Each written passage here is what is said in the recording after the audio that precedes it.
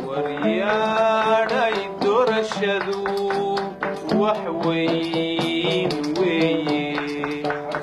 وريانا يبوزد ورقهاي maanta waxaan idinkula dardaarmayaa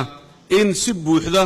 oo gabasho iyo kala har aan lahayn loo garab istaago madaxweynaha cusub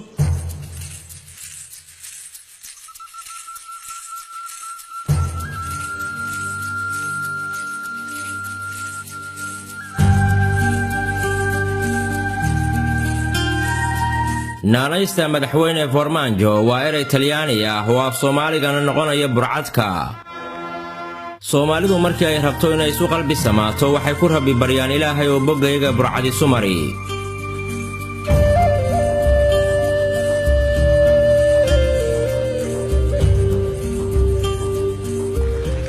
waxaan jecelnahay Soomaaliya oo iyadu nafteeda heshiis la habsami socodkii Soomaalidu go'aansatay inay xildhibaanada ku soo xushaan waxa ka soo baxay baarlamaan dhalinyaro badan ay ka dhex muuqdaan kuwaas oo isbedel doon ah shucbad ifaysa iyo isbedel waaweyn horseeday doorashadii ka qabsoontay magaalada madaxda dalka Soomaaliya ee Muqdisho ee lagu doortay Maxamed Cabdillaahi Maxamed Farmaajo iyo madaxdii hore ee xilka ku sintay madaxweynaha cusub iyo kacdoonadii kumanaanka Soomaaliya dalya dibadba ay ka oogeen waxay marag u noqotay in madaxweyne Farmaajo uu noqon karo burcad nabadeed oo Ilaahay Soomaalida boggeeda isu mariyay 8 Febraayo shucuurta shacabka Soomaalidu si aad u weyn ayuu isu bedelay marinada magaalooyinka waaweyn iyo tuulooyinka yaryarba waxa tubnaa oo nabdooni ku taxaashayay dad Soomaaliyeed oo isbedelka baarlamaanka horseeday u laabkacay kuwaas oo iyaga oo lulaya calanka Soomaaliya ku luuqeynayay Soomaalidu hawaarto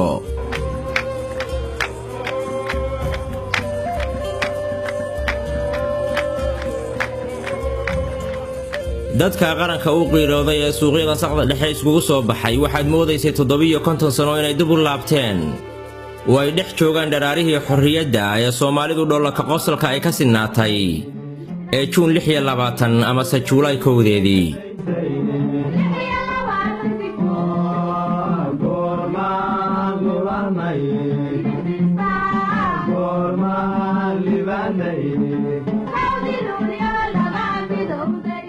munaasabadii caleema saarka madaxweynuhu wuxuu ka sheegay in uu dib u soo celin doono haybadii qaranka ee dalka Soomaaliya waxaan ballan qaadayaa sharafkii iyo ciisadii iyo karaamadii Soomaaliya inaan soo celiyo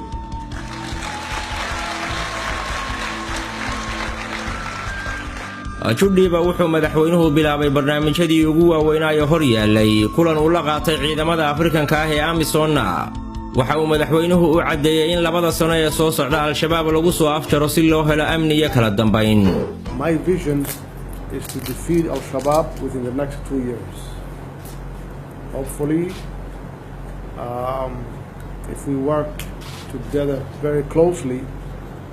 we will be able to defeat al-Shabaab. 23 Febraayo madaxweynuhu wuxuu magacaabay ra'iisul wasaare Xasan Cali Khayre oo madaxweynuhu ku sifeeyay inuu yahay nin ay wada jaan qaadi karaan gargaarka aadamaha iyo samafalkana ka soo shaqeeyay booqashadii guryaha Rabbi ee barakaysan ee Maka iyo Madiina madaxweyne Farmaajo uu ku tagay iyo sawiradii laga soo qaaday isagoo saxaabada samada ku aadiyay isla markaana akhriyay sadarrada Quraanka waxay taasi Soomaalida ku sii beertay xasilooni iyo niyad sabaan dadka dhibtooyinka dawladnimo u dhuundaloola waxay sheegeen Soomaaliya inay hortaalo fursad dahabi ah oo dalkooda mar kale uu dib cagaha iskugu taagi karo taasna waxa hirgelin kara isku duubni iyo dareen wadaninimo oo dib u curta duqowdiya waxgaradka fursadan dahabiga ah qaata saraakiisha duulaamada u damiya baaruuda culimada dariiqooyinkooda cad wax u sheega